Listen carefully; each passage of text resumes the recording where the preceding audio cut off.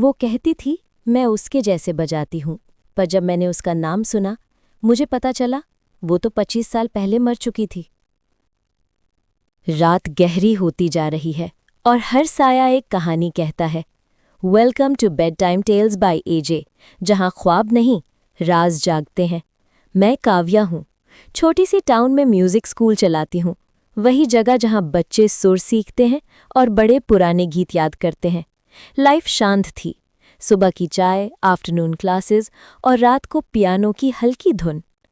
फिर आयशा आई। पहली बार देखा तो लगा किसी पुरानी फिल्म की हीरोइन उतर आई हो, साफ चुप और आंखों में एक गहरी उदासी जो छुपाने से नहीं छूपती। वो रोज शाम 7 बजे आकर पियानो रूम में बैठती, पहले कुछ नज़र से, फिर धीरे से हमारी बातें गहरी होती गईं। उसे म्यूजिक से प्यार था, पर उसमें कोई डर भी था, जैसे कोई चीज़ उसे रात के बाद नहीं छोड़ती। एक दिन जब उसने मेरे हाथों को देखा और बोली, काव्या, तुम्हारे सुर में वो बात है जो मैं खो चुकी हूँ, मेरा दिल किसी अजीब से धड़क से भर गया। एक हफ्ते बाद मैंने स्टाफ रूम में स्कूल की पुरानी फोटोज देखी और मेरा दिल थपक गया। वॉल पर एक ब्लैक एंड वाइट फोटो जिसमें एक लड़की मुस्कुराती थी और कैप्शन था, in memory of Aisha 1978 to 1999। मेरा हाथ का कप गिर पड़ा। जो लड़की कल रात पियानो बजाकर गई थी वो 25 साल पहले मर चुकी थी। मैंने सोचा शायद कोई प्रैंक है, पर आयशा ने सुबह आते ही चुपके से कहा, लोगों को सच पता चलना चाहिए। उसकी आंखों में आंसू थे, पर उसकी आवाज़ इतनी ठंडी थी जैसे कोई फैसला पहले ही हो चुका हो। राघव, शहर का मेयर, हर फंक्शन में खड़ा रहता, स्माइल बिल्कुल पॉलिश्ड, दोनों हाथों में रिबन से अवार्ड्स लेके। मैंने सोचा ये नाम कहाँ से आया। फिर आयशा की डायरी मिली, उसके हाथों का इंक अभी फ्रेश लगता था। राघव ने मुझे वादे देकर धोखा दिया, उसने मेरे नाम पे झूठ बोला, मेरा नाम गंदा करा दिया और फिर मुझे चुप करा दिया। हर लफ्ज़ ने मेरे अंदर आग लगा दी। रात को जब आयशा आई, मैंने उससे पूछा, तुम चाहती क्या हो? उसने भारी सांस लेते हुए कहा, काव्या, मैं उन लोगों को ढूंढ रही हूँ जिनसे मैं प्यार करती थी और जिन्होंने मुझे फूंक दिया। मैंने डर के बावजूद यस कह दिया। मैं तुम्हारा साथ दूंगी। उसकी आंखों में पहली बार रिलीफ दिखाई दिया, जैसे कोई बुझता हुआ दिया फिर जल उठा हो। हमने छोटे छोटे सबूत इकट्ठा करने शुरू किए, पुराने लेटर्स, फंक्शन के फोटोज़ और आयशा के बचपन के दोस्त जिसने उसे देखा था उस रात। टाउन के लोग पहले मना करते, मेयर को कौन छेड़ता, पर जैसे जैसे हमने रिकॉर्ड्स और विटनेसेस इकट्ठा किए, एक कॉम्प्लेक्स पिक्चर सामने आई। राघव की खुदगर्जी, उसकी पॉलिटिकल चाल और आयशा पर एक ऐसी साजिश जिससे उसने अपनी इमेज बचाई और उसकी जिंदगी छोड़ दी। मैंने एक मीटिंग अरेंज की। आयशा ने अपनी आवाज़ धीरे से उठाई, डायरी पढ़ी। कुछ लोग आंखों से सरक गए, कुछ लोगों के चेहरे सफ़ेद हो गए। राघव ने पहले डिनाई किया, फिर गुस्से में आकर एविडेंस को घुमाने की कोशिश की, पर लोगों के बीच एक मेला निकल आया। एक आवाज़ उठी, वो सच बोल रही है। पुलिस के पास कंप्लेंट गई, इन्वेस्टिगेशन स्टार्ट हुआ। टाउन का मूड बदलने लगा।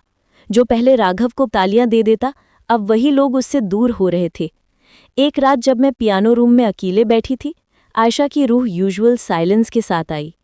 उसने कहा, काव्या, मैंने तुमसे कुछ मांगा था। मैंने डर के बीच पूछा, क्या? वो मुस्कुराई, मुझे बस एक वक्त चाहिए, सिर्फ एक रात जहां मैं चैन से सो सकूं।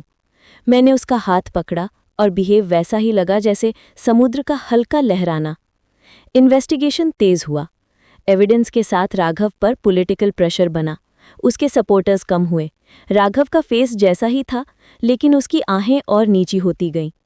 एक दिन न्यूज़पेपर ने हेडलाइन दिया, mayor under investigation for homicide, new witness emerges. Town में एक अजीब खामोशी छा गई। जो पहले सच छुप गया था, अब सूरज की रोशनी से बाहर आ रहा था। उस रात जब केस कोर्ट में एविडेंस किया जा रहा था, आयशा फिर पियानो रूम में आई। इस बार उसकी आंखों में सुकून था। वो पियानो पर बैठी और धीरे से वो गीत बजाने लगी जो हम दोनों ने सबसे पहले सुने थे। आंखों से आंसू बहते हुए उसने कहा, अब मैं जा सकती हूँ। और जिस पल में उसने ये लफ्ज़ कहे, कमरे का दरवाज़ा अपने आप खुला और एक हल्की रोशनी अंदर आ गई। लोगों ने देखा जैसे कोई रोशनी से भर गया हो और फिर खालिस एक हवा के साथ वो गायब हो गई। कोर्ट में एविडेंस आगे बढ़ा और राघव को अरेस्ट कर लिया गया। कुछ दिनों में पब्लिक ट्रायल हुआ और राघव को पनिशमेंट मिली। जस्टिस इम्परफेक्ट थी, पर कुछ तो इंसाफ हो गया। टाउन के लोग आयशा के लिए एक मेमोरियल होल्ड करने लगे। उसका नाम अब सिर्फ एक कहानी नहीं रहा, बल्कि एक वार्निंग भी बन गया। पर मेरी लाइफ पे बड़ा असर पड़ा। आयशा की प्रेजेंस ने मेरा दिल बदल दिया।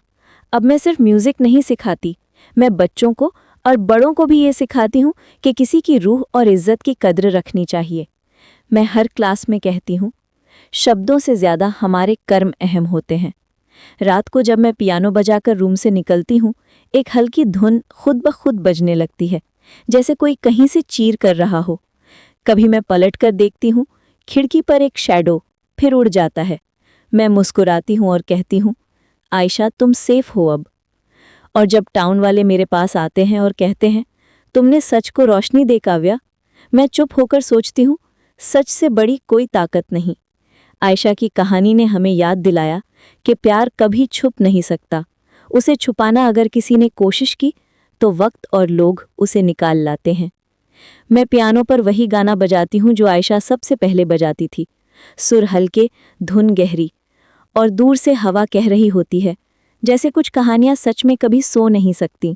अगर आपको लगता है कहानी खत्म हो गई, तो शायद आपने उस सुर को मिस कर दिया जो सच बताता है।